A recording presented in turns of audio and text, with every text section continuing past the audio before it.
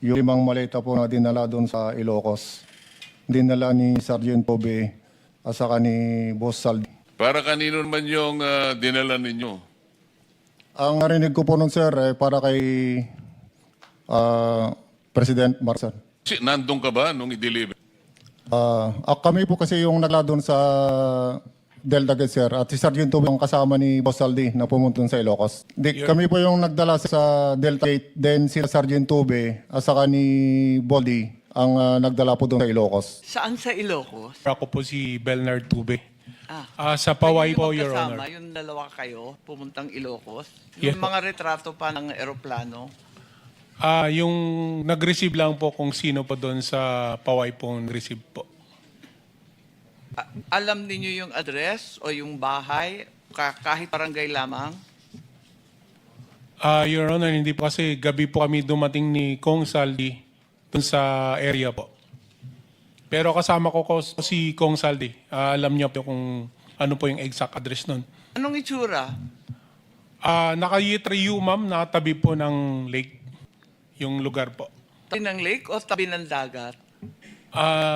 Kasi gabi po, either dagat or lake yun ma'am. Basta tabing tubig, Yes po. baybayin. Yes po. Tapos saan kayo? Doon ma'am sa literal na bahay ma'am kasi nakikita ko po yung mga picture nung ni dating president na si Marcos din po. May picture din po sila na family din po. Then yung room po may mga yung telepono po kasi may mga pangalan po ng mga anak niya at saka ni So nakapasok pala kayo? Yes po. I see. Nakita ba ninyo yung kamag-anak nila o pamilya ng mga opisyal? Yung time na dumating po kami, Your Honor, is sila lang po. Nauna po si Kong Sandro, then nanik po si President, then si First Lady po yung dumating. Dinner po sila ni Kong Sandi. Ano pa rin kayo? Yes po. Kinugahan na po kami bumalik to Maynila po.